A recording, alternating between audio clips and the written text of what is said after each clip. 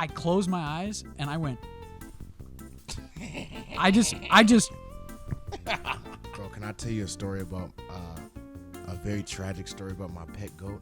You had a pet goat. Bro, I got lied to, bro. But Legs up to try to get him awake. Knocked out, like snoring, knocked out, like, hey. And I'm like, what? Like, what do you want? I look over and he goes, you ever been to a tractor pull? Hey, Taylor Price, my guy. Hey there, hooligans. Thank you for tuning in to the Taylor Price Podcast. On this episode, I have my friend Ejiya I joining me. He is a former NFL and USFL linebacker, and I'm even lucky to call him a friend of mine. He and I have been going back and forth about all these different things. We even talked about starting a podcast together, but we've been so motivated to sit down and talk to each other. We sat down for over 3 hours. So this is one of the best conversations I think I've ever had. But this podcast is brought to you by the Complete Athlete Podcast. It's a podcast that I produce on the side for my friend Gabe. What they're trying to do is get athletes in the North Metro of Minneapolis better at baseball, basketball, and overall every sport. So if you want to go over to that podcast and listen to coaches and current athletes talk about their journeys, that is one of the best podcasts I think you guys should be listening to right now, besides the one you're listening to right here. So hope you guys enjoy this episode. Conversation, obviously, between these guys. yeah. But the other thing I wanted to do was like get the player and the coach mic'd up so that like when they're talking to each other, they're talking about things like it's kind of funny. I already have some of that. My brother's speaking to that kid, and that kid's up the plate going, oh yeah, oh I missed that. Oh yeah, it's like these little things where you're like, it's kind of cute to hear like a little kid like kind of going through the motions, like muttering under his breath, like, oh man, I hope like, yeah. Because I'm sure like if we were mic'd up as kids, like when you were on the football field, bro. Oh my God, I can only imagine the thing. It as I got older, it progressively got worse. You think so? My shit talking. Yeah. It got exponentially worse. So it got to the point. Where I remember in high school, I don't remember exactly who we played, but Richard Sherman, when he was on the Seahawks, he went on like television or interview, and he was telling us how he would like talk shit to people on the field. And he would just do extensive research, find out their mother's name, their girlfriend's name, their daughter's name. Well, no, they leave kids alone. I hope so. They left the kids alone, but they would find something that would be so triggering in their past, and they'll just go out and say it like on the field, and then dude will just be turned up mad. Right. That's how you get in somebody's head on the football field or any sport. Once you get them mad and out of body, boom, you got them. You got them. That's when they start messing up, and that's when they start causing errors, penalties, all that shit. So it got to a point where I started like looking at people's Instagrams, finding their family lineage. Like, bro, your girlfriend ugly. Do you see what she was wearing this week? Like, man, Samantha nasty than a bee. You know what I'm saying? Like, just get him out of body. Bro, I wish there was more people like that on like the baseball side, because there's just not. Like, there's just it's such a chill sport. Bro. It's there's so much in between. Like the weirdest it ever got for me was like we played Big Lake. Big Lake is a very northern school from us. Like very farm level school. I grew up with that, so like I'm used to like all the lingo and stuff like this. But this kid, when I was leading off second base, said some shit to me that I had never heard before in my life. Oh, God. And I'm partially a country boy. I should have known about this, but I'm leading off second, and this kid's got a chaw in his lip that is like a golf ball coming out the side, like it's about to burst. Like, look, you could poke it and like a zit would just. Ew. Bro looks at me, and I'm leading off, and I'm not looking at him, obviously, but I hear, hey. And I'm like, what? Like, what do you want? I look over at him, and he goes, you ever been to a tractor pull? Bro. You ever been to a tractor pull? I bet you anything I got could outpull anything yours. And I was like, I don't even have a tractor. And he goes, what do you got? What do you got? And I was like, I got like a Chevy S10. He goes, I bet my input. And I stole third. I just left. Just a dummy. Bro, and my coach, when I slid into third, was like, what are you doing? Like, he didn't give me a sign or nothing. I was just like, Coach, you don't understand. Dude was just distracted. I don't want to be around that guy. Imagine if I had, if I was a city boy, like I would have got distracted, got thrown off. If someone came to me, and I'm halfway to third base, third base, and someone's talking to me about a tractor pull. Like, I looked around and I smelt the manure, and I was like, yeah, I know where I'm at. Like, I gotta get the hell out of here. Bro, speaking of manure, so you know I went to JUCO in North Dakota? Yeah, I was gonna say that.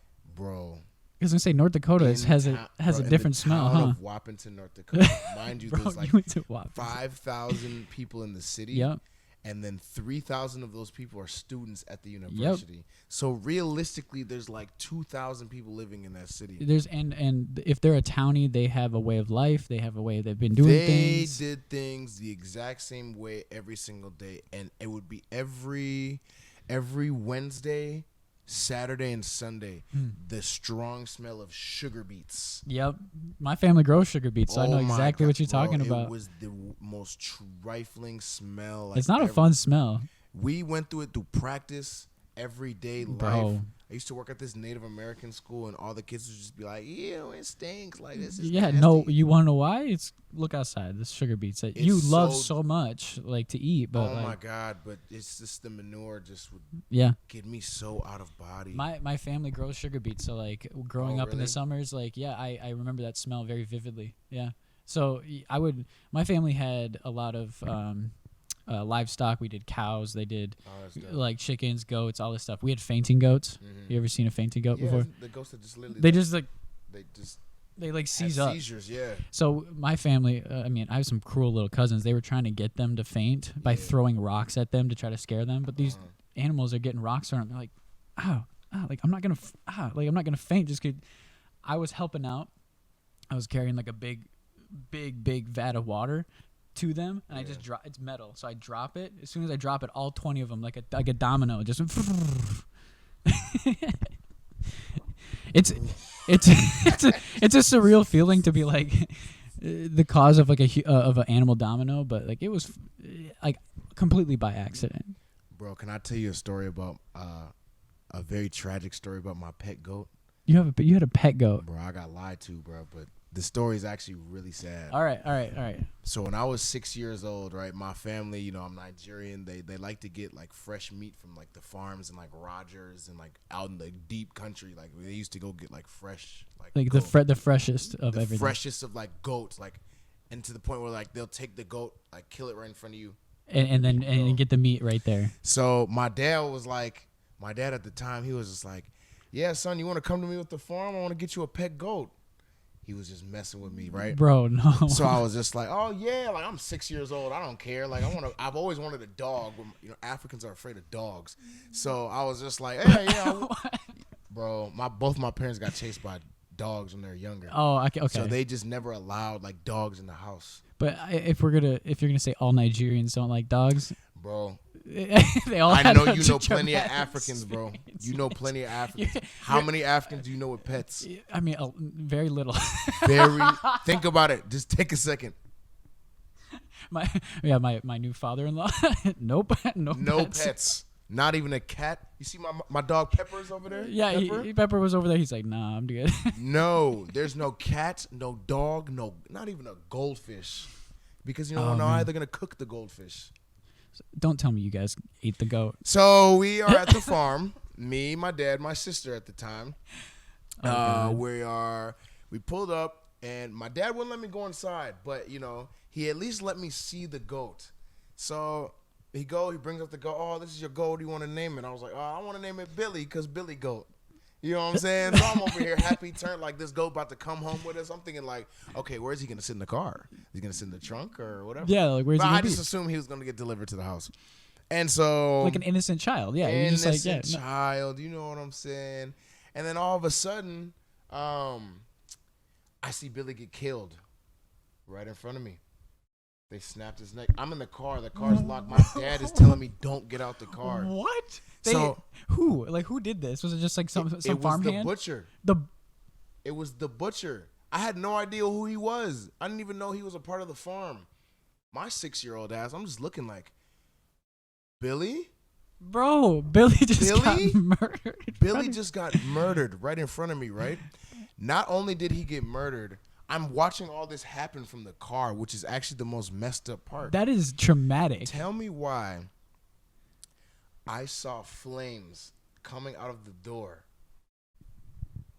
Bro, that is some So they're now burning Billy. Bro, that is some cartoon shit where you look and you see a furnace that has that light that comes out. Whoa. So you basically I saw the specks of the flames. Bro, just come out. And then I was just like, I remember I was locked in the car like, Billy, no.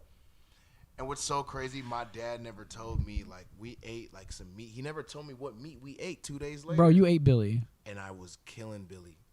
I was destroying, like, I was Bro, your crazy. dad has some answering to do, because that is a traumatic experience. Bro, I was so sad. Like, I was so sad. That is a similar experience with my dad. Like, he loved, when he was a kid, he would run around the alleyways, get in trouble. In the winter times, my dad would throw snowballs at little kids on the way to the bus stop.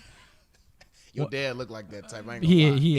He is that type. He one time he was trying to throw snowballs at cars, and he missed the car door, and the lady had her window open. Boom! Right in the side of the ear. Yeah, my dad got in a lot of trouble for that one. Dude, I used to see your dad at the gym a lot. He's got it. I'm not gonna lie. He is got it. Okay, so I got to tell this story too. My dad caused me to get a sports hernia recently. I mean, it's a combination of my ego and him, but he brought me over to his friend's house. So his friend has an indoor gym down in the basement. My dad's friend and him are probably the same age. My dad's in his upper 50s right now. But my dad could power lift me with ease. Right. No problem. So my dad goes, "Oh yeah, we're doing crazy sets today." And my dumb ass goes, "I can handle that. I'm remembering obviously the high school days of like just going through it and like You always think you got you. I still got it, and I'm like, I'm 29 years old now. I got to remember that, like, I'm restarting my fitness journey, and I'm like, all right, I got this. I mean, I did the workout.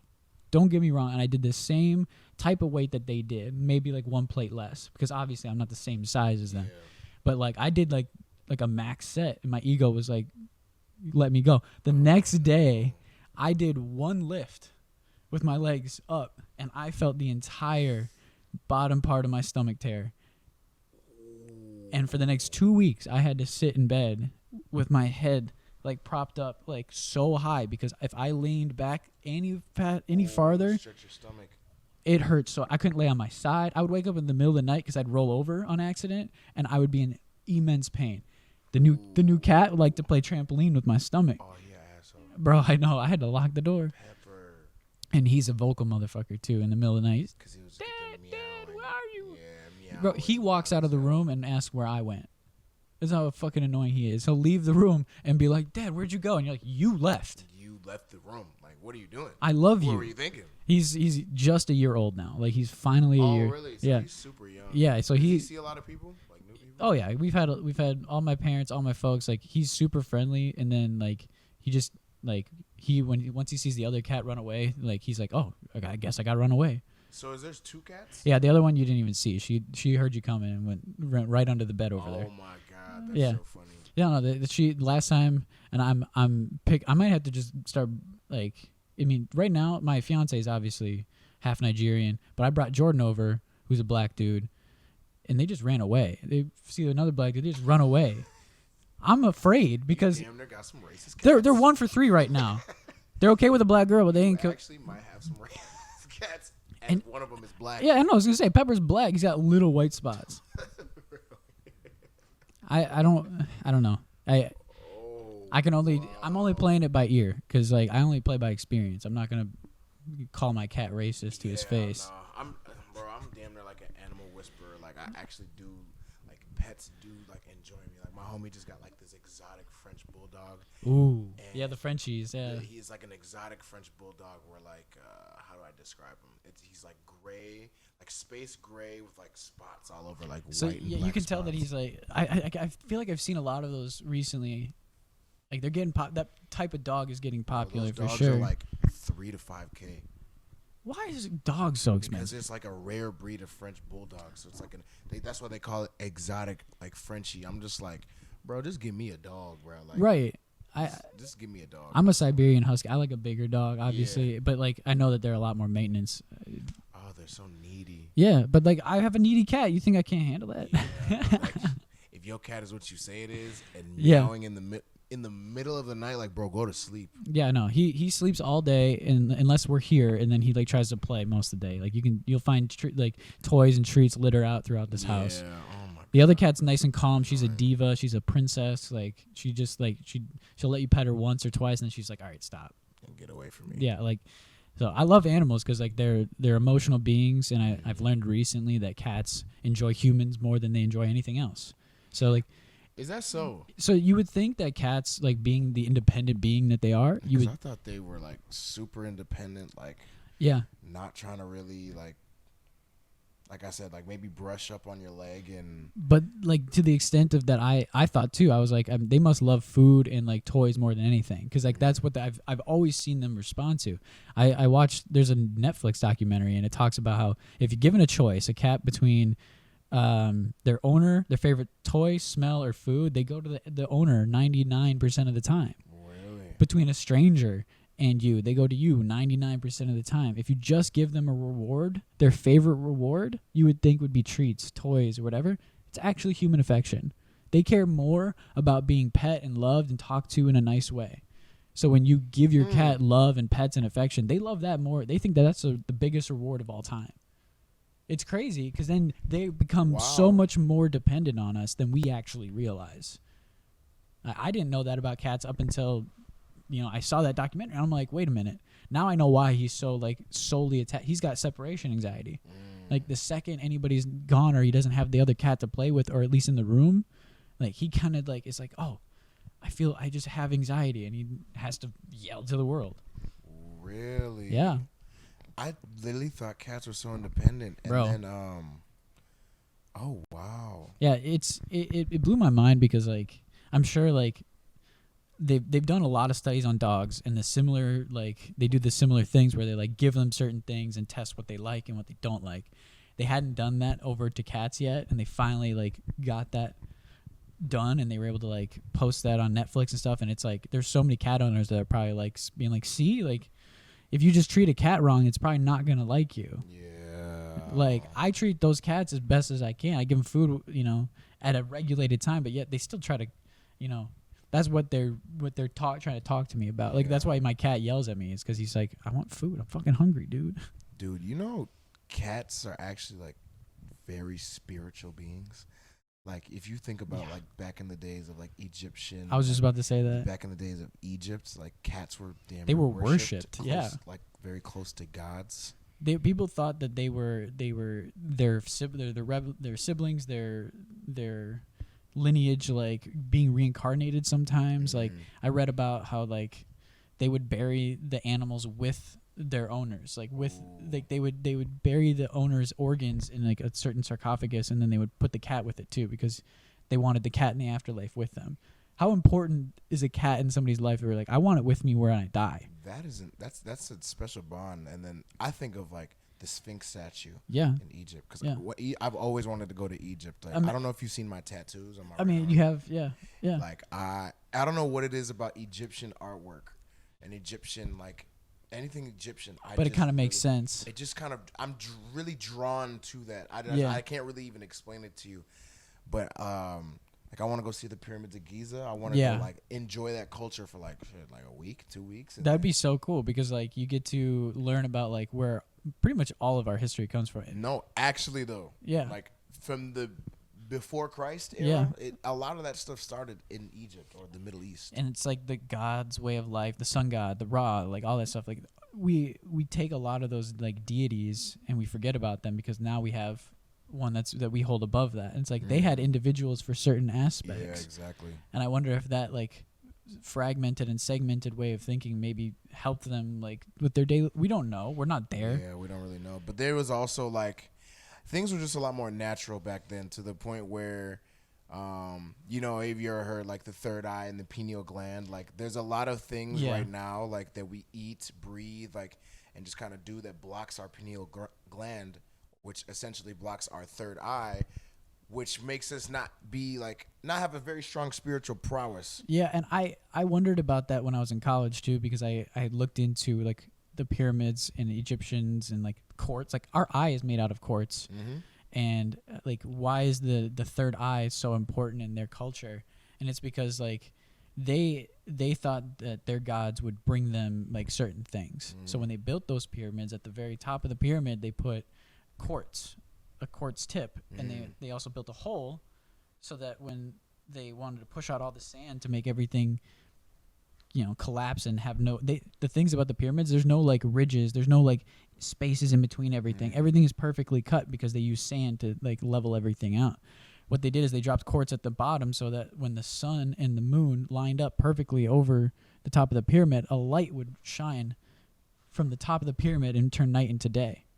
So that's where people saw that, they thought that the third eye, or the all-seeing eye, was what was causing the pyramid to go from night to day. So they're like, oh yeah, praise our God who brought that. I'm probably way off on some of the details, but like, it makes sense. It makes sense. The pyramid is actually not a pyramid. It's actually a diamond. It's built into the ground. Sense, yeah. Because at the very bottom, they have two quartz that tip on both sides so that it refracts light.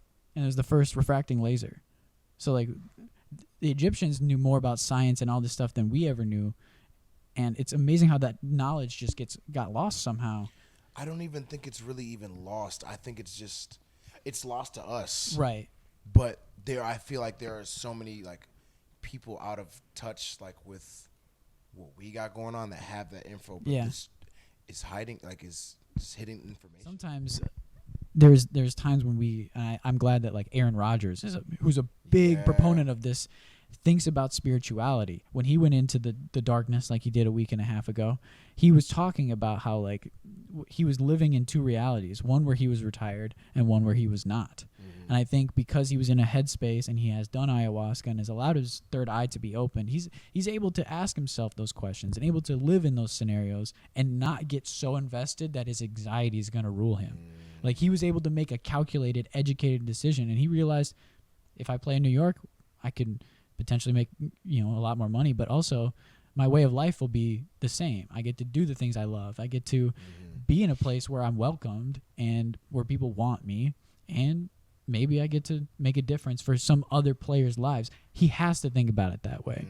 I know football is such a team aspect. I mean, it's a 53-man roster for a reason. I mean, you got to have a good amount of guys on your team that all kind of eventually, you know, coalesce in the same driven, you know, mission.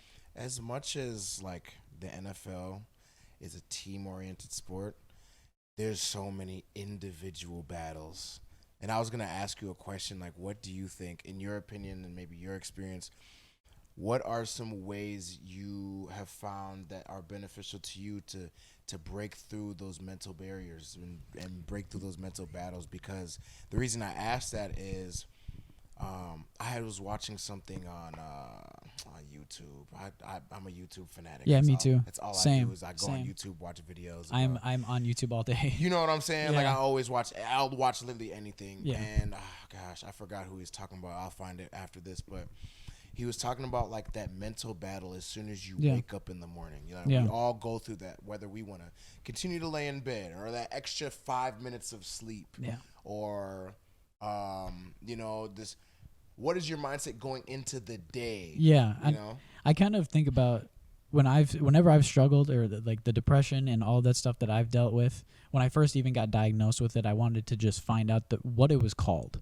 Like I didn't even like I realized that like I was trying to take too large of steps to figure out all of my answers first. That was the biggest thing. Is like you can't answer every one of your questions right away and get the solution to your problems right away. Right. Especially with depression and anxiety, you can't hit a home run. You can't. There's no way. Like you can't hit it out of the park. So you have to take everything step by step, pitch by pitch. So the first thing I learned was like, what is it called? Why do I have this? What are ways that I can cope? What are other ways that I can take medicine, maybe? All that stuff. And I found out that like certain people have triggers, blue mood, you know, depression, certain things. Like people go through divorce and go through a depression, understandably. For me, it was a chemical imbalance in my brain. Like my brain just sometimes doesn't produce the same amount of you know, dopamine and serotonin that everybody else's brain does. So could I take pills to try to help with that and activate those receptors? Yeah. Are there side effects? Yes. More than likely. To every antidepressant that you take, there are side effects. And the ones that I had caused me to go into respiratory failure. So I had a little bit of PTSD when it came to taking pills already. I'm not going to take any more pills. Probably the rest of my life, unless it's like Excedrin migraine or like an ibuprofen. Like I don't take pills. I don't like taking them. I have a bad feeling about them. Yeah.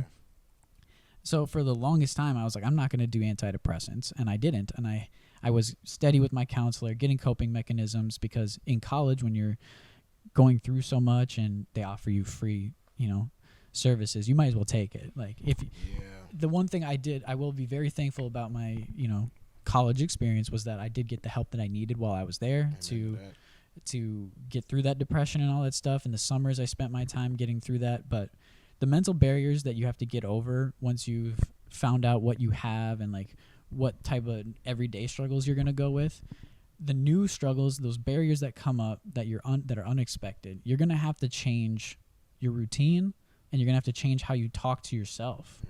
The first thing I noticed, and this came from golf, is when I started getting like worse at putting, or I started like not swinging the way I wanted to, I had to change something mentally, which meant I had to go drastic with something else. Yeah. Feel versus real is something that I've taken to life, that I took from golf. What you feel and what is real sometimes do not match. And when you feel something very strongly, is in the moment, and you feel this anxiety, think about the person next to you. They may not feel that at all. So there's a spectrum there. Average between the two people on levels of anxiety, 100 being the max and 0 being the minimum, you're at 50 between those two people. So putting things in perspective took a while, but like that's where I had to talk myself out of those mental thoughts, like you said in the morning, like when you're waking up and you're like, I don't want to go to work.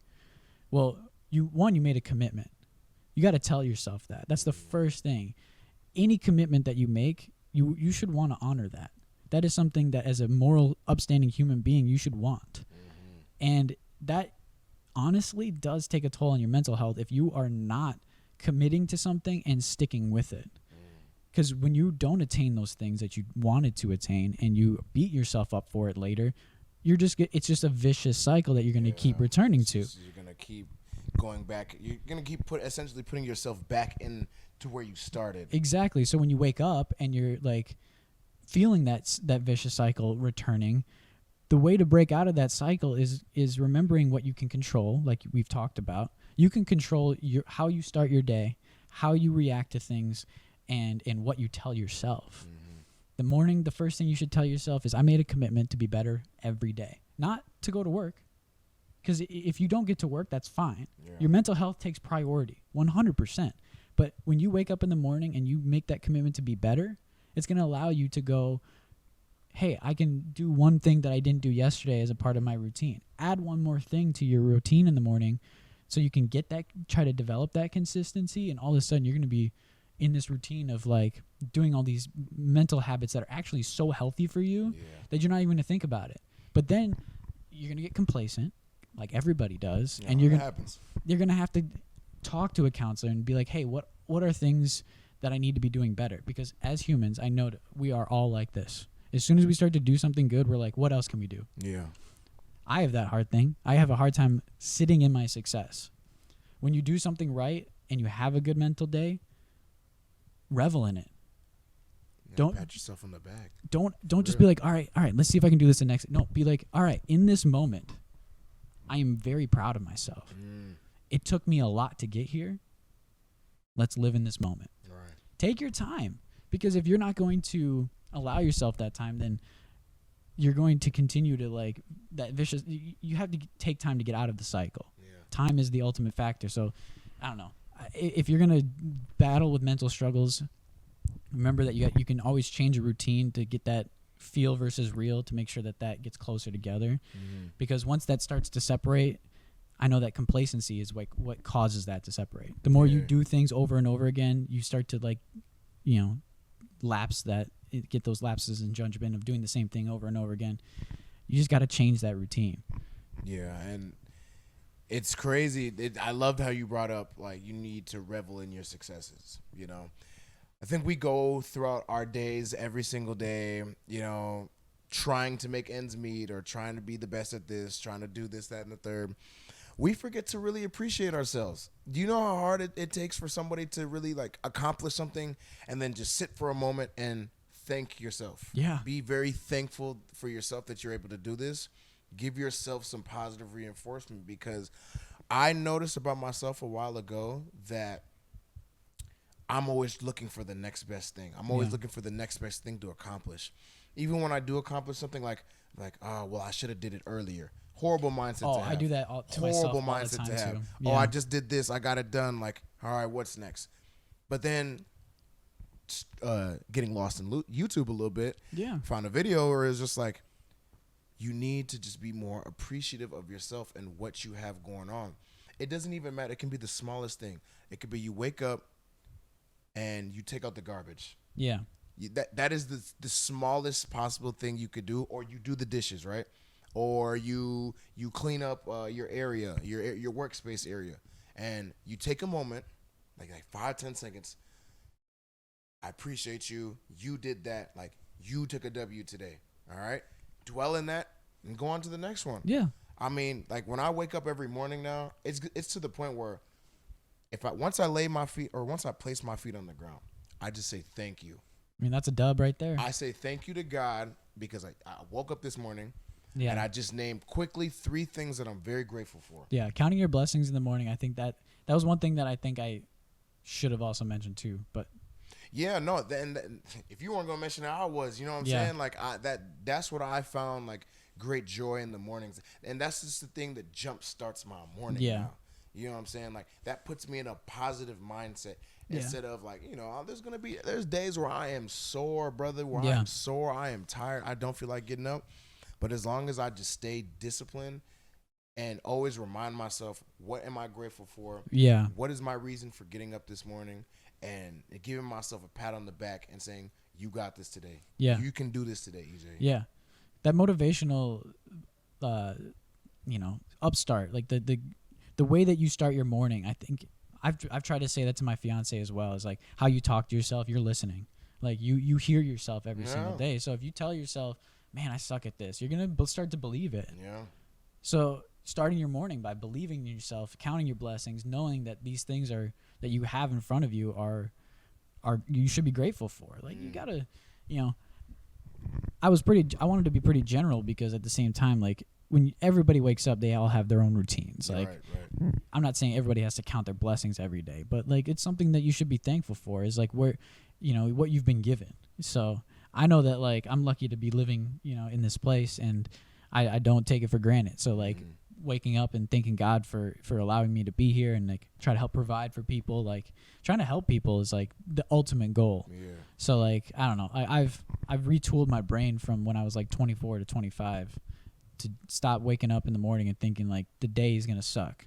Like the day, like the more dubs you rack up during the day, the better your day is. So like if you, like you said, if you start with something small, even if it's a small dubs eventually rack up over time. It all adds up, bro. Like life right now for me is all about progression. Yeah. I always say this to my homies, like there's levels to this. We've been talking about that. There is always levels to this, and you have to start and just build on brick by brick. You just have to just continue to build every single day until you get to that point. And even when you do get to that point, you still keep building off of that, because there's always something new to chase. Absolutely. But always remember to enjoy it, like the process, enjoy what you have in the moment. Yeah. I stacking up, dubs brick by brick since we talked in Blaine for 3 hours in that honestly was the most refreshing conversation I had in so long, bro. We were both probably at a time where we were both just like questioning what was going on, because like I was in that spot where I was like, I don't want to take this test anymore.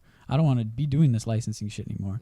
You were coming out of a knee injury, and you're like, I don't know do I want to go find a real job? Do I want to go back? Like I could tell that, like, I mean, I obviously followed your story, so like watching my friends succeed was like the biggest thing. So like the last time I'd seen you, I saw you on TV, and I was like, I remember him being healthy and then getting hurt.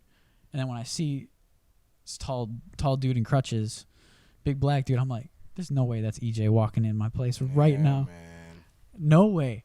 So yeah, like we were both probably at a crossroads where we're like, we just needed somebody from our past that was like maybe just like a good being or like somebody that like was like a beacon of like positivity. Like that's where like a lot of people at our high school, like they just weren't like the positive type of people I want to like keep around me anymore. Like that negativity from then till now is still like so apparent with them. Like I like people who are competitive, like my brother and you, but like they don't let it like rule their whole personality. Right, of course. Oh yeah. Because like on the football field or like for me baseball or golf, like I'm a killer. Like you don't talk shit to me because I will absolutely beat your ass. Oh yeah. My favorite thing to do is when somebody walks up to me, this dude I golfed with, my first summer ever playing golf, we're playing twos, so he gets the crappiest person because he's trying to say like I'm the best. Right, watch this. I go out and destroy him individually because for the first tee, all he said was, "I'm gonna beat your ass today." Talk to him. Yeah. I was like, "Bro, you don't do that. Yeah. Just don't." I have a hard time letting that go. But when we get off the field, I'm immediately like, "Hey, that was fun." Right. It should be all love after, especially even in such a competitive setting. I done been there way too many times. Yeah. Someone will be like, "Oh, bro, I'll route you up." Well, let's go. Let's go. But honestly, a lot of people are all capped because they were literally like, I remember I had a homie. I actually seen him last night at the bars. No way. Yeah, it was so funny. So he played at Marshall. I played at North Texas. I remember I tackled him and made him fumble. Like it was a home game for us, and he never forgot that, right? So he knew obviously I was training for the NFL at the time, and I think I had just left Baltimore, and he was with my other homie, and he was just like, he sent a video on Snapchat, and he was just like, "Bro, like you really think you hot shit or something just because you went to the league? Like I'll really strap on my cleats right now and route you up." I'm just like, well then let's do it. See me. I said literally, bro. I didn't send no video back. I just said, let's do it. Let's do it. No, I was like, I texted him too. I'm like, bro, let's set this up. Like, where you at? You got a field by your crib? Like, I will go anywhere right now. Let's do it. I am healthy. I am in shape. Let's I will do strap your shit right now. Like, this can get very grimy. Love that shit. Like, this can get very grimy Oh, right now. I love that shit so much, dude. He came up to me yesterday. You know, it's always all love with me. Like, I don't really care. Right. Like, he came up to me and he was just like, "Bro, you remember that long time ago I sent you that video talking shit to you? Man, I was just really in a bad headspace and I was super competitive. And I just looked at you as a guy that was, he was succeeding." pissed. Yeah. He was secret. And that's when I found out, like, damn, so you really had some, like, hidden animosity against me. I didn't even do nothing But then to they you. see you in real life and they're all chummy, and I'm like, bro, I'm just like, hate that bro, shit. that shit makes dude. me mad. Like, bro, I hate like, it. you know, I was hate just it. like, I get it. Like, there are just going to be people out there that just don't like you just for you. Yeah. And especially, like, if someone calls you out Yeah. and then just gets their ass whooped, like, Yeah. bad, then they're just like, then they want to try and, like, Yeah. cuddle up next to you, be buddy. Like, no, bitch, keep that same I energy. wish I could name the kid because he was a year older. I don't than even me. want to name drop. Yeah, Like, I don't want to name drop the guy I'm talking about either. He was on our baseball team. He was a year older than me, and he hated my guts for no reason. yeah. Absolutely no reason. This kid would like intentionally like try to hurt me in practice. We're playing lame. baseball, right? So Like lame. think about how hard it is to try to hurt somebody in a sport where it's not contact. So he would intentionally take those small contact moments and try to hurt me. Yeah. Right? We would play in the outfield during the regular season, but in the summers we would play shortstop and I'd play second. Yeah. That's a close position. Very close. And we have to turn double plays together. That means we have to work together.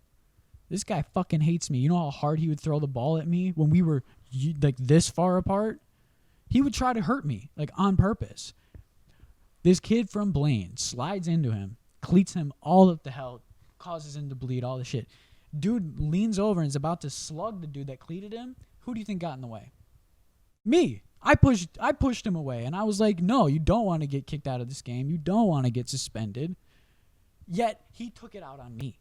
He's like, oh, you got to let me out. And then we get to the bench, and he starts trying to fight me. I get on base, and the kid who cleated him is at second base, and he goes, what's his problem? Yeah, bro. Because he saw everyone on their bench saw him try to fight me, and it's like, that dude's just a problem. Like, he's not, like, if he was trying to fight the other team the whole time, like, yeah, we'd be backing him, and, like, we'd be on that. No, all of us were telling him to sit the fuck down, or like we don't want you on the field. That's what I'm saying, man. Bro, Team cancers. He cried one day because one of the older kids on this team told him to shut the fuck up. He was yelling at me because of some bullshit. Like, I didn't do the thing he wanted me to do right. But we got out of the inning. Yeah. Like, we're running in. He's just talking shit the whole way in. Like, we're jogging in. I, like, skip over the line. He goes, oh, you skip over the line. Whoa, whatever. He just, like, kept finding. Yeah, he just did not like you at all. Wow. Do you remember Mike Nelson? Short. He was way older than you, so like you may not. He was a hockey player, short dude. Maybe I don't know. He's a fiery, short little. He was a goalie for the team, and he was like 5'5". He's a very small dude, but very like game for like all that competitive That's shit. that short man syndrome. Hey, I'm with it. I'm 5'8". I get it. I 100%. But I get mean, it. you not 5'5". Right. I'd be mad too if I But was 5'5". Mike was one of my good friends. He could not stand Dean. I fucking named him. Whatever. Yeah, what the fuck? His name's Dean Pope. He's a fucking loser. Dean Pope. Oh man, that name sounds mad. Everybody familiar. fucking knows about familiar. he like I respect him so much because he was a great baseball player. I respect him as a baseball player more than anything because he was very good, and he had a way better arm than me. Like I will 100% like will champion him for that. The person he was an asshole. Like I always was just like, dude, like what the fuck did I do? I never understood his animosity towards me, and he never told me. I always was just trying to like be nice to him because I felt like something was wrong in his home life. Yeah. So when Mike Nelson told him to shut the fuck up and he started crying, I felt bad. Like I genuinely still felt bad. But know who was laughing? My dad. Yo. My dad was on the bench. Oh my god, bro.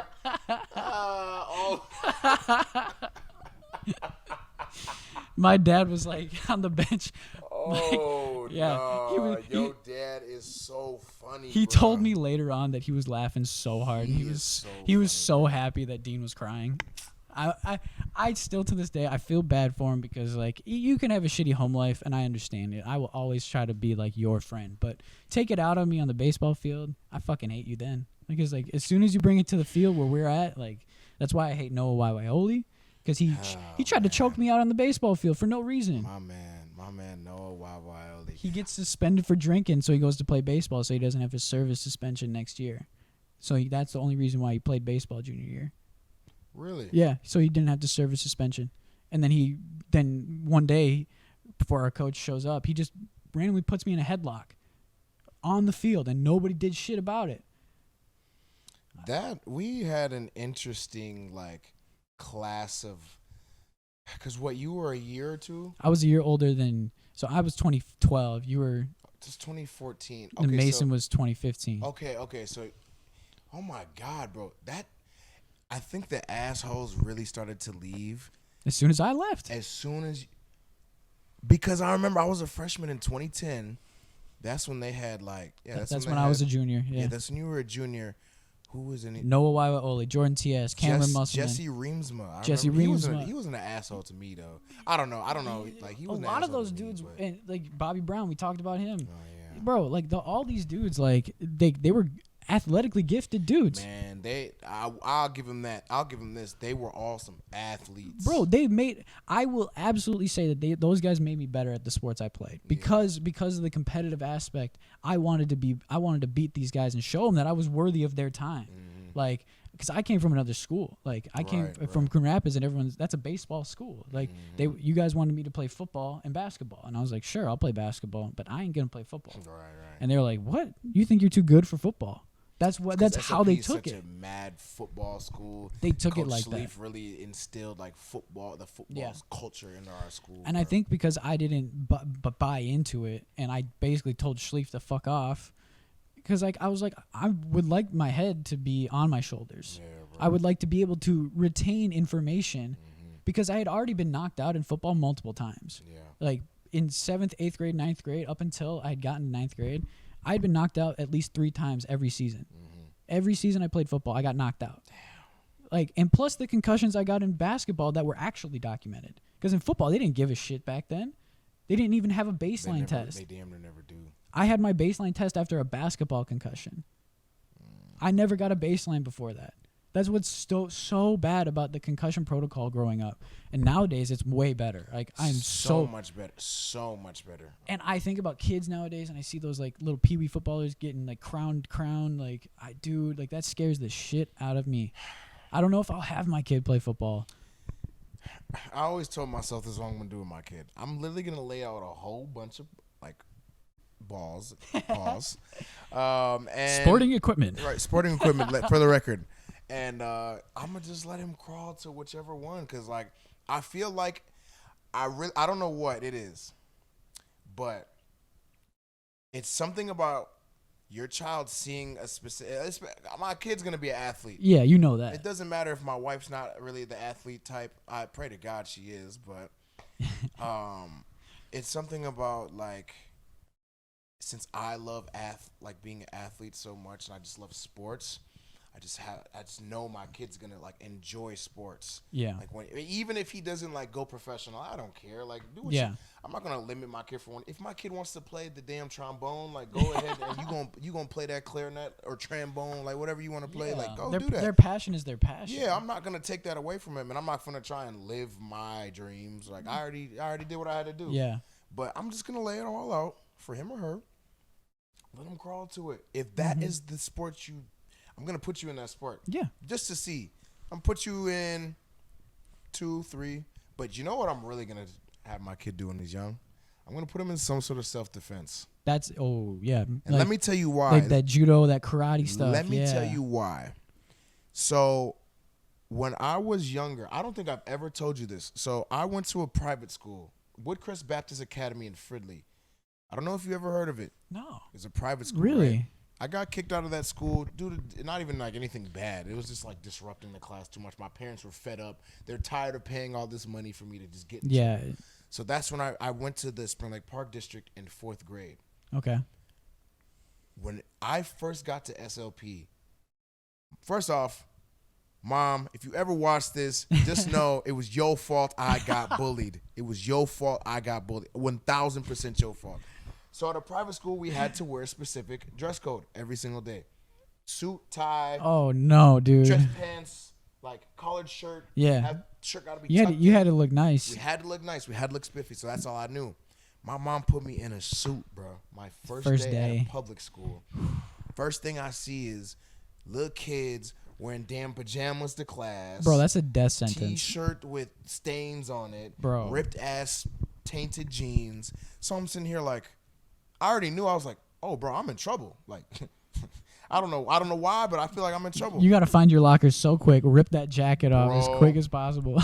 For like 3 months, bro, I was getting bullied for this. And like, I was a very shy, I was a shy kid, bro. Did they make you wear like that My again? mom, where? What do you mean? Did she make you wear the suit again? Bro, yes. Oh, no. Bro, it was for about 2 months, bro. My mom, no, it was less than that because I was complaining. I was gonna say, you like, bro. It was a month and a half of my. That's mom like I would have called child abuse at that point, bro. And you know, like African parents are very strict when you're at a young age. So she would make me dress up in like all these different things, like, oh, my son looks nice going to school, like, oh, you're the best dressed one. But little do you know, Mom, because of your actions, I'm now getting bullied bad every single day. Every single day I was getting bullied by one person or the other because of what I was wearing, because I was smart, because of this, that, and the third, because of how I talk. Well, I didn't really talk a specific way, but they were just like looking at me at this like very privileged, like shy, like kid came from a private school. Yeah, you know what I'm saying? So it was after a month and a half, like I finally complained to my mom and the teachers. I complained to the teachers. I'm like, I'm getting bullied because of what I'm wearing. Yeah. And like how you guys see how these people are treating me. Yeah. So talk to my mom. Teachers didn't give a shit. My dad was not playing that shit. He went to the school and like, y'all try my son again. Yeah. I'll make sure y'all will feel that shit. Yeah. You know what I'm saying? So after a month and a half, I finally got to wear whatever I want. The bullying started getting less. But because I wasn't like in like any sort of clique, they still tried to bully me. Yeah. Bro, you want to know what to this day what saved me, bro? What? Football. That's it.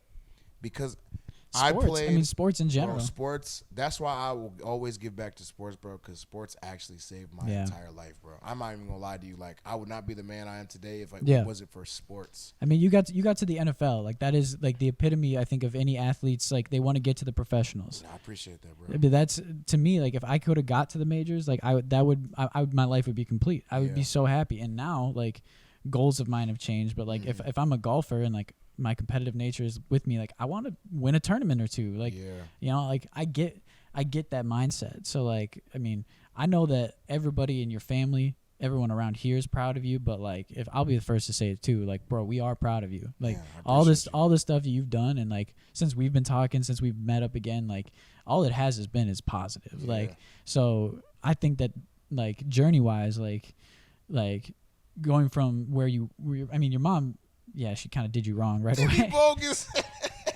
She did you a little bogus right away. Bogus. But she did instill like some very good values in you. She And did. I will say that, like, yeah, the outfits maybe could have been different, but like, hey, like, she wanted you to be seen as like somebody different. And I think that did set you apart, and it allowed you to be like, well, I still want to find common ground with these people. Yeah. And you did. You allowed yourself to branch out and get into football, and you ran with it. Obviously, you loved the game too, so you gave back to it, and you still do. So, hey, that's why I know, like, I'm proud as hell to have you here, and like the fact that we even get to, you know, have conversations. Like, we're lucky, bro.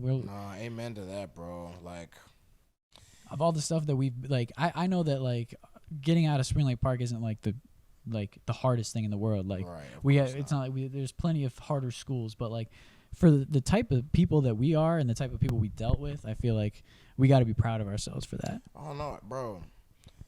We haven't even hit like the pinnacle of like real success yet, bro. Right.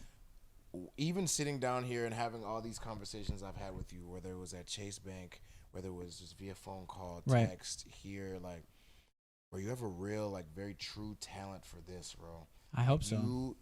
You have such a genuine spirit to the point where it's just like, you see, we've been sitting here for how long, like, chopping it up. It's bro. an hour already. Like, you know what I'm saying? We just literally picked up a microphone. We got to just talking, bro. Like, you're such a kind-hearted person with just great intentions. Like, I feel like you don't give yourself enough credit, man. Like, you're a real G, bro. I appreciate that. You are a real G, bro. And like, that mindset, like that, like pure spiritness in you will bring you so far in life. It's just like, bro, you know, bro. Like, there's so many people that are just such dickheads. Like, they're such assholes, and they always wonder like why some bad shit happens to them all the time. You know what I'm saying? Yeah. Like, and I remember we had that conversation the other day, you know, and look what's already like starting to happen. Yeah, I got a better job. Like things are panning out, and it's just like sometimes we do forget, like, you know, how blessed we do have it, and we are doing things the right way, and like we shouldn't have to ask ourselves like, why are these things happening to me, when you know that like something good is coming. Something good was already on the way, bro. It's like it's literally like the light at the end of the dark tunnel. Like, you know, you have to go through some sort of adversity. When you ever notice, like, my mom and my uncles will always tell me this, whenever you're going through like a very rough patch of adversity and you feel like there is just no way you can get out of it, it's so crazy, like, just how God works and how the universe works, that when you finally get out of that tunnel, you notice, like, you start to learn something about yourself. You get stronger. Like, your mindset starts to develop. Your perspective on things start to change, and you just come out such a better person. And you're a lot more grateful of what you went through. Like, when you think about it long term, and I know you have well over the capacity to think like that. So that's why it was just so funny. We were talking, you were going through that, and like, boom, something positive happened, bro. Yeah, no, I was so like, bro, like that. For me, like, you my dog, bro. So like, that was really like some good shit for me to hear. I wanted to share that success because like in the past, like I thought I've had those people in my life where like I could share that success and they would genuinely be happy for me, and I didn't put the right people in my life, and that's why you gotta be selective with your friends. You gotta like take time to learn about people, and even if you do like have like years with people, like recognize the signs when they're not being helpful towards you, because like I started taking the people out of my life that weren't helping me, and my life started getting better. Yeah. Like I started noticing that like I could see that like my successes weren't like bogged down by like somebody else not having success, because they would lord it over me like, oh, you have this, I don't have this. It's like, you should be happy that I got something, and like I can share it with you if you want, but like you can't make me feel bad because your life sucks. Like, I'm trying to better mine. Like I will absolutely share the wealth. Like, I'm the type of person that, like, I give more than I receive most of the time. So when those types of people had been in my life and I was kept giving and never received, like, I never expected anything back. Now I do, only in forms of like what they can give me. Yeah. I don't expect more than they can give me anymore. Like, I was expecting more than they could give. And right now, that's where you got to, like, me personally, like, I've been finding friends recently that want to balance that. Make it an equal balance where like we share in that success. So like when something happens good for you, like I want to know, because like I want to be like, bro, like fucking fat dub, like let's fucking go. Yeah, like I want to get turned. Like that's shit. what I'm like, saying. You know what like I'm saying? Motivation is something that's so hard to come by nowadays. So like you gotta grab it whenever you can. And having friends around you that share in that and want that mindset with you is like, those are the types of people you should keep around you. And that's where like football players, basketball players, people who are, you know, professional athletes, they get taken advantage of all the time because they're not putting those people around them that they really should. So many people have probably heard this nowadays. The athlete going bankrupt after they're done is not becoming so much of a thing anymore. But it used to be such a big thing that like people weren't properly educated on like just banking stuff. So like that's where I'm glad that I can offer at least some of that stuff to you or to anybody in the future. Like, you know, I want to help athletes and normal people just feel like they have the right knowledge to equip themselves to do things. Right. That's where I want to help people. So like if this podcast helps people feel like better equipped to deal with their mental, you know, struggles or their Chase account. I'm putting my 2 weeks with Chase, so I can talk about them soon. I will talk about the good, the bad, and the stuff that I had a good experience with that company. Like I absolutely think that they're the best bank in the world, and I agree. I have no really bad things to say because it's all stuff that I know that they can fix. It's stuff that I don't like, but it's stuff that they can absolutely fix because Chase is such a good company. They were too big to fail during the freaking housing crisis. Yeah. So I mean, they're massive. They're such a good bank, and with all these banks going bankrupt, the Silicon Valleys of the world, all that stuff, like I'm gonna have to like talk about that now that I can a little bit more. And the first thing I'll say about that is like, why are you guys trusting startup banks? Yeah. What the fuck? With no like any sort of, and I say this lightly because it's a huge thing, but like with no like type of insurance. Yeah. Especially when it comes to fraud. You got to look at the bank itself. Like, where did it come from? Like, Silicon Valley Bank literally popped up like a fucking. I didn't even know it existed. Is that like a West Coast bank? It was only in Silicon Valley, and it was just for those tech startups that needed a lot of money to like get started.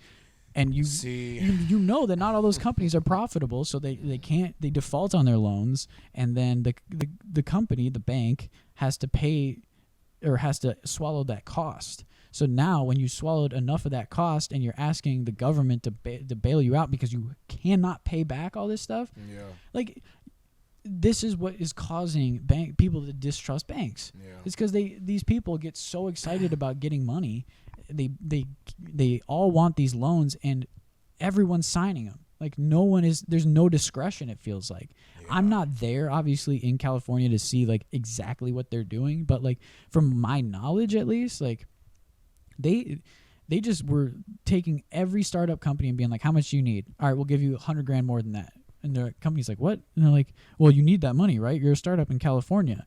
And it just... Do they give them crazy interest rates on it? That plus, like, it's just like they gave them too much money. Like, you're giving like new companies all this capital to do what they will. They obviously are going to overspend on what they need. Right. Like, if you're conservative about what you need, like right now, like if I was to start a production studio, the things I need money-wise to cover is just rent and like some equipment, which wouldn't go over $3,000. Yeah. So like these new startups taking 10, 20, 30, hundreds of grands of dollars to just start like a very simple company that doesn't need all that equipment. I'm like, that's why it failed. It's because people oversold what they were going to get, and they overbought, and they just underperformed. Let's if you want to, Yeah. let's speak on your vision for the studio. Oh yeah. Because and I say that because I have a lot of homies that they do music. They love to record, produce, engineer.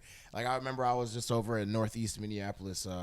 I don't even remember what the building was called, but like it was a guy. He had a studio in his crib. Like he had like the sound, the big speakers, the subwoofers. Like he had the laptop and the interface to do all that other stuff. I'm just like, It literally you popped in my mind. I'm like, oh my god, like yeah. Like so my vision would be it's more of like a video production space with podcasting and potentially some music involved.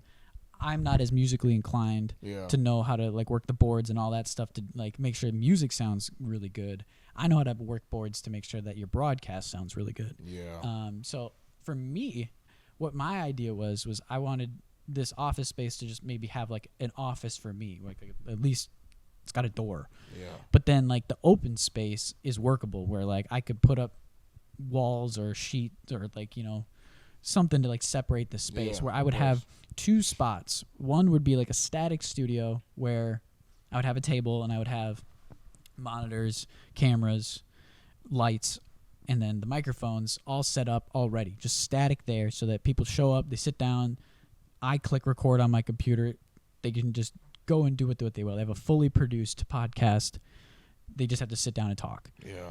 They pay me per hour, and then based on like the package that they want, like if they just want the raw footage and then they can edit it and do whatever they want with it, cool, charge them a little less. But if they want me to edit it, make it sound good, do all the whole 9 yards, like I charge a little more. Right. But then like really what that would do is just generate the income to keep the rental space there, and then I would be able to work on stuff that I get to do in my free time. Because if that's my only business and I'm making enough money where I can sustainably live, like my day would look like this. Like I would need 2 to 3 podcasts to come in per day to make it sustainable. If I was doing $50 an hour minimum, right, that would net me about $4 or $5K a month.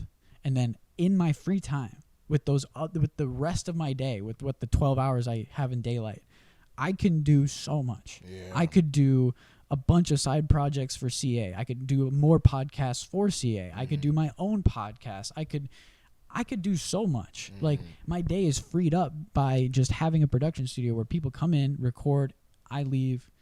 Literally, like I can see that workflow working out so much nicer because it's a Sunday through Saturday job. Like there's going to be people that want to come in on Sunday 9 a.m. or Saturday night at like 11 p.m. So like I'm going to have to be flexible with my time there. Yeah, I was going to say you said you would be in the studio like when all this is going on? Yeah, I would like to be in the studio.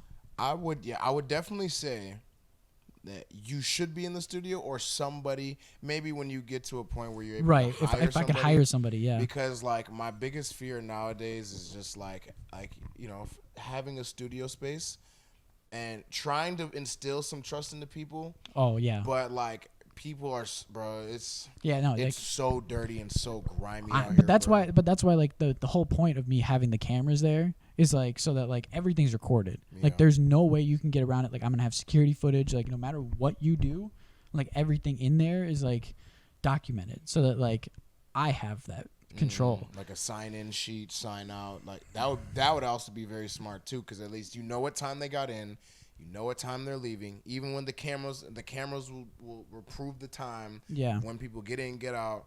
I mean, extra insurance. I'd like to be in the studio mainly because like I'd like to produce and like start doing stuff on like every day for my own stuff too. Yeah. Because like then that way if I'm in the studio like when the other people aren't like doing stuff in the studio, I can be and like invite people in and like start doing my own projects or because like the main goal would be to have clients coming in every week and we just have that set schedule where like we're putting out content for each of these 2 or 3 companies every single week and then maybe other people's have their personal podcasts where they come in and just shoot whenever they have time. But the main goal would be to just have 2 production sets because the other set I've been talking about was with my buddy Jordan.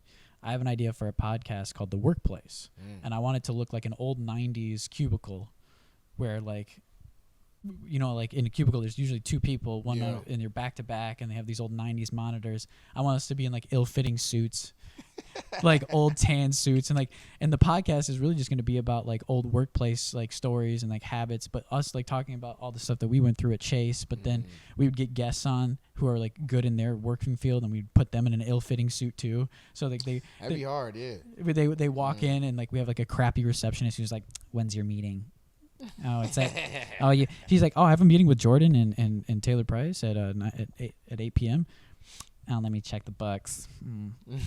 What's your name again? Oh, okay." And like she slams the door on them as they like walk in. Like, oh, fuck, like it's just I wanted them to be like so thrown off by. That's so funny. What like, the hell? Yeah, so I'm trying to make it like a kind of like a comedy mix between like a '90s cubicle podcast where we're just like obviously we're just like everyday workers. We're like we're just trying to break out of this cubicle, but then at the same time like we're trapped by that. Like it to me that was the concept. That's so funny. And I already came up with like a logo and everything for it, and like so like it's something that's in the works. And if I could have my own static studio to do that, like that would just give me so much freedom. Yeah. So much freedom. No, that's so dope, bro, cuz like I remember I was telling you that like I wanted to start like making more content for like IG, especially like now that I'm going to be a realtor. Yeah. I want to I've thought of so many different avenues of where I wanted to go. Like, for example, I sent you that one guy. He's a producer, beat maker, whatever. Yep. And he just, posts those little 10-second, like, motivational things every day. I'm thinking with mine, with my content, there's going to be, like, different lanes, right? So you're going to have the day in the life of a realtor. I do. Obviously, you're going to have the open houses and the listings that I'm going to post for people if they want to come and look at it. Yeah. And, we could discuss from there. Also, just, giving, like, basic tips, especially on the financial tip, like credit. Yeah. Right? Pre-approval from a lender. Or, like, tips to, like, help build your credit. Like, I can help them with that, too. Because exactly, yeah. All that stuff. You know what I'm saying? So, and just, like, I have to really sit down and just write it all down. And that's why I even brought my bag here, like, even if we were podcasting or after the podcast, I was just going to write down things like, okay, let me see, like, can I do this, that? Yeah. You know what I'm saying? But I really want to get in that content run because honestly, bro, that has just been the new wave to go. Yeah. I have a big sphere of influence of people that I know. I was just talking to my homie on Friday, seen him, Flomo, and he's talking about getting an investment property. He didn't even...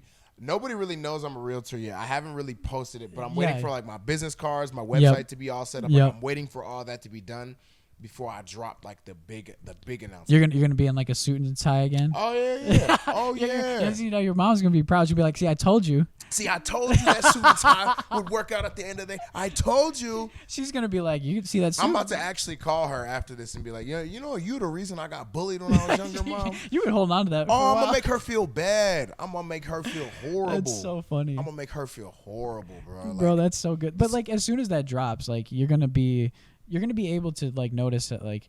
Once your reach is into a new realm, like people are gonna flock to like your personality already. Like, but then like you having a credentialed background, being like a football player, but like I don't know why, but like people really love the success story of a football player going from football to something else. Oh yeah, I love it too because that just means that like that acumen, that type of human being, like they're almost superhuman.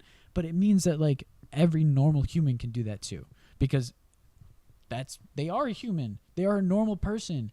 I've met so many football players that, like, when you get them out of the football field, they're just so normal that, like, I'm like, I can see myself doing the same things that they do. Mm-hmm. And it's because they are normal. Mm-hmm. And you have to, we love to make people heroes on TV, especially when they are performing at a high level, making millions of dollars. Mm-hmm.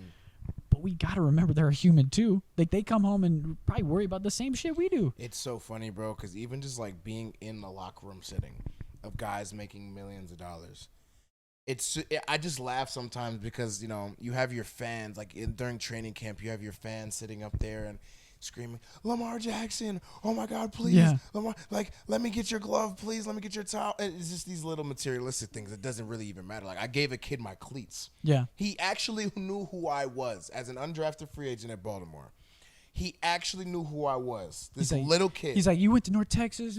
I swear to God, I actually was stunned because like those diehards are like that, bro, bro. I was living in my jersey number was 57. There was a linebacker, CJ Mosley. He was like a Baltimore great. Yeah. And he had got traded to the Jets that year. I got drafted, or not drafted, but picked up by Baltimore. Imagine your name is Ejiya, number 57. Ejiya is on the back of my jersey. And these kids are yelling, CJ Mosley. And you're like, it's not CJ Mosley. me, I'm just like, yo, this man has dreads. I'm bald. Yeah. Like, what are you? I'm bald as hell. This man has dreads. Like, what are you talking about? CJ Mosley. You got a haircut. Bro, it got so bad to the point I'm just like, I turn around. And you're Does like, this look like? Does this say Mosley to you? yeah. And I actually got mad at a little kid. I'm like, bro, does this look like Mosley to you? I walked away after. I just went back to the locker room. Bro. Because I was already in a stressful situation at Baltimore, so it was just like, bro, if you don't know my name, bro, just keep it that way. Yeah. Just keep it that way for now until I really show you. You know what I'm saying? That was mad annoying, but it was just like, So it felt good when that little kid, bro, when he that knew shit you. actually put me at Yeah. ease. And then it was even crazier. We played the Packers in a preseason game. I saw him again. He was him at the and his Packers dad. game? It was at Baltimore. They okay. flew to Baltimore for. that's dedication. Bro, the kid was right there. Bro, I bet you they're from Baltimore, but like they flew down to training camp with you guys. Like, No, so our training camp was in Baltimore, right? Oh, okay. And so then when we had our preseason game versus the Packers, it was at Baltimore. oh, okay. So it was a home game essentially. But still, like But that's the kid was there again with his Bro. pops, and they ended up messaging me on IG and was like, "I just wanted to say thank you." So like the dad messaged me. Yeah. And he was just like, "Oh, thank you so much for giving my son like your cleats. Like you don't understand how much this means to Yeah. him." And he was just even like explaining to me like, well, I know you're like an undrafted free agent, you're trying to find your way, but like that little gesture went a long way for him because no other player gave him anything. bro. He probably still has those cleats to this day. I guarantee you he still has them to this day. And that shit just made my day because after just hearing the CJ Mosley bullshit, while like my name over there was EJ, it was annoying. It was another like stressor for me. Yeah. So that actually finally put me at ease. Like, I don't give a damn who else calls me CJ. This little kid knows my name. Knows who I am, where I came from. Like he knows. Actually likes me. Like I didn't care about anything else after that, bro. Bro, that is heartwarming. That is awesome. Nah, it was an incredible story. But back to the locker room situation, like, yeah, I mean, bro, these are guys with millions of dollars in their bank account, and they go through the same bullshit me and you go through on a daily basis. But we're just glorified, like as athletes. But these people just want to live an everyday life. when you're on TV every day doing the thing that other people want to do, wish they could do. Exactly. Like there, people are gonna like be jealous, but then like they forget that you're a human being. So like that's where like I saw this recently. Jamal Murray for the Nuggets got yelled at. Like some dude was like, "I seen your girl on IG sucking dick." Like he said, like a fan said that to a professional player. Little did he know that was him. Like, bro, Jamal Murray is right there, and he will smack the shit out of you. You're lucky Jokic got in the way. Yeah. And the referee, too, because otherwise that's a professional athlete who will manhandle you. Oh, I find it so funny when fans really want to talk shit. Because I remember, have you ever seen that video of Marcus Peters going up in the stands? Yeah. He went up in the stands and was like, what's that shit Yeah, you was talking? what were you talking? Dude didn't say nothing Didn't say back. shit. It's so funny because if we really want us to get out of body, like it'll really get that way. Bro, it to me, and this, it's not even a professional. I mean, they are a professional athlete. Wrestlers, like the professional wrestlers, get chirped at, and they're performing for you. They're not even like. So I understand like if your favorite professional athlete fumbled the ball, like, you'd be like, bro, I fucking hate you fumbling the ball. He performed something that was not supposed to happen. When they're performing in wrestling, like they're trying to entertain you. At that point, yeah. If you're chirping me, like what the fuck is your problem? They don't think that these jacked wrestlers aren't gonna do anything, and then they get smacked for real, and they look on their face is so hilarious when a fan gets smacked for the first time. And then they're the victim. Yeah. Oh my God, I can't believe he hit me. He hit me. I'm gonna call the police. You asked for it. You shouldn't have been talking shit. You asked for it. If you walk up to any human being on the street and just been like, I fucking hate you, and they smacked you, it'd be warranted. But because they're a professional athlete, they make millions of dollars, they're supposed to not react the same way any other human would. That blows my fucking mind. Blows me, bro, because it's like you literally asked for this at this You point. paid the ticket to sit close to me to try to shit talk me, and you're gonna be upset that I came over to you. Like, you're down $75 and you got smacked. Like, what else can be worse about your day right now? You know what I'm saying? Like, I mean, I know Jamal Murray's in that headspace where, like, you know, you're so competitive. If somebody says that shit to you, it's kind of hard to turn that off and be like, this is a fan, obviously. Like, what the fuck is he talking about? Right. Like, what does he fucking know? Yeah. But, like, when it's something personal, like, I don't care who you are. It doesn't matter if you make millions of dollars or nothing. Like, it's anything personal, I'm going to expect you to say something. Right. Like, or at least, like fire back and be like, oh, yeah? I seen your mom sucking my dick, too. Something like that. I just found it funny because, like, I mean, let's be honest, his girlfriend was sucking his dick On IG. on IG. It just got the video. Hackers are geniuses. But it's so funny that it's like, why do you think that that's a funny thing to like, say? that's not it's just not cool at all. Yeah, like nobody around him was going, ha. Everyone was like, bro, it's embarrassing, bro. It's so embarrassing. I get secondhand embarrassment for people like that. That happened. I went to a Wild game with a buddy of mine who I had never been to a hockey game. We got third row seats. It was pretty sick. We saw a fight in the first minute. Cal Clutterbuck, when he was on the Wild, had a hat trick. Late in the game, it was against the Calgary Flames, and all game there's these like Calgary fans like 12 rows back, just drunk as shit, throwing beer everywhere, like saying so much just blasphemous shit. So many people left our section because of these guys, because they were throwing beer around and all that, and they were celebrating every time they scored. But it was 3-1, right? Mm-hmm. It's 3-1. We're winning, and their captain slides into the crease and like on all fours, like slid into our goalie, and our goalie got knocked over and then put his glove hand on his helmet to push himself up.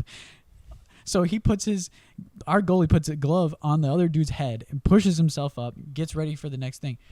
The guy who's on all fours, the Calgary captain, turns around and tries to punch our goalie in the nuts. Oh God, bro. The referee's on the other side of the goal, like, well, that's a penalty. Instantly kicks the dude out of the game. I turned around to those Calgary guys, and I was like, "Is that what they teach up in Canada?" And I saw the look on they just shameful. Look at you. All game, you guys were talking shit, and then your guy throws a punch at our guy's nuts, and then all that stuff just shut right off. I know they didn't say shit after that. I was like, they teach that up in Canada? Yeah, like they teach y'all to. Yeah. And the whole section that was still left started laughing after I said that. Look.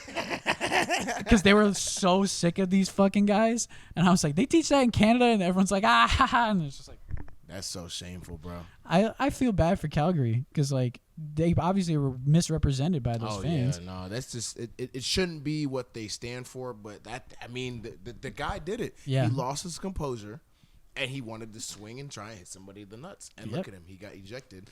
Now those dumb ass fans in the stands, like, so now you got to defend that. Now you have to try and defend that after already people don't like you. Well, I wish they would have doubled down and been like, yeah, we do teach that. Yeah, punch him in the nuts again. Like, Yeah, I would have respected it and been like, all right, they dirty up there. Right. I can get behind that. But they were like, okay, that's not what we're supposed to do here. It's right. Like, you're not, as a fan, you're not going to get paid by the organization for saying anything. Like, you being as positive as you are and, like, saying shit, like, or talking shit to the other team, they're not going to pay you. You don't get a paycheck. Yeah, no, exactly. And that's why I'm just like, bro, what? I get it. You're a passionate fan. Like, you're looking for, you're looking for some sort of attention. But it's like half the time they get kicked out and, like, they don't get. Oh my god! And then they get permanently like suspended from the stadium. They'll get banned. Yeah, so now you have to go to stadium. away games. now you have to waste your gas, bro. On flight. I gotta go to Las Vegas to watch a freaking. Gotta sit through a seminar just so I could get a free hotel room to watch the game because I can't go to the Vikings game. That should be so funny to me because it's like, now look at you. And those fans, I think, what was it? Was it the fans in Utah that were getting banned? Like, it was multiple fans getting banned for saying, like, I think it was the N-word and some more shit. Yeah, like, at the Utah Jazz games, there were people like, it's like your own players are black. Like, what is wrong with you? Majority of the NBA is like black. Well, yeah. I'm pretty sure. Like, but their best player is a white guy, so they're like, yeah, I feel fuck that, yeah. okay. Laurie Markkinen is fucking their best player he's right a now. dog, though. He is a dog. He is a dog, man. We Holy drafted shit. him and traded him to Chicago. Fuck. Minnesota can't draft. No, we can't. We got lucky with Anthony Edwards. We got lucky with Kevin Garnett back in the day and Stephon. God, We had Ray Allen.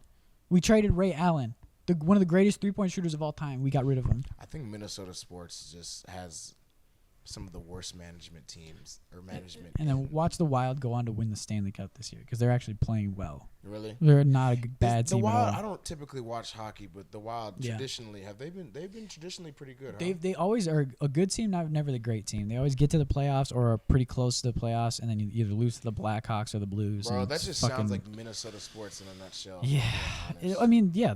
The whole tale of the tape since I've been a kid was like the Vikings got to the playoffs, lose, got to the playoffs, lose, got to the playoffs, lose, lost before the playoffs.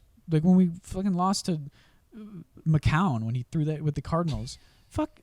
Like, since then, I've been like, dude, we're screwed. We're never. Yeah. The Minneapolis Miracle. I knew we got 2 over our head as soon as we won that. Oh, we sure did. But I would too as a Minnesota fan. The second we score that touchdown, if it's me, I know I'm excited and I throw my helmet, but I'm like, next game. I'm sorry. We got another. Until we get that Super Bowl, I don't give a shit. Yeah, we won a game against the Saints. Cool. We won on the last second. Let's celebrate. But after that, let's not revel in it and act like this was the pinnacle of our season. Yeah. We have to do better. Because now all we look back on is the Minneapolis Miracle, but we got dogged in the next game. Bro, we had Brett Favre and Randy Moss on a team, and we squandered it. Brett Favre threw 1 touchdown pass to Randy Moss, and it was a perfect pass. Just dropped it right in the bucket. Randy didn't even have to jump. He just went, fucking sick. God, and we squandered it. Vikings have notoriously always squandered their opportunities. Always. So last year, when we had an opportunity not to squander it, we did it again. We fucking did it again. Like, I'm going to lose my hair as quickly as my dad did. I swear to God. Like, it's being a diehard bleeding this purple as I do. Hey, like, no, I tell everybody out of state, like, this shit is hard to be a Minnesota fan in any damn near. I don't want to be a fan of any other team, though. I can't fucking. If I bandwagon, like, you will see me, like, as a destroyed man. Like, it's just. If I ever root for another team besides the Vikings or the Twins, like, the T-Wolves I don't give a shit about, to be honest with you. They've always been just kind of like I've always been a fan of players. Like, I grew up. I've always been a players-led fan. Michael Jordan was my idol growing up, so I didn't give a shit about the T-Wolves. I didn't even know they existed until somebody was like, "Oh, there's a team in Minnesota." I was like, "What?" I was like, "Does Michael Jordan play against them?" And they're like, "Yeah," and I go, "Oh, well, then I'll watch."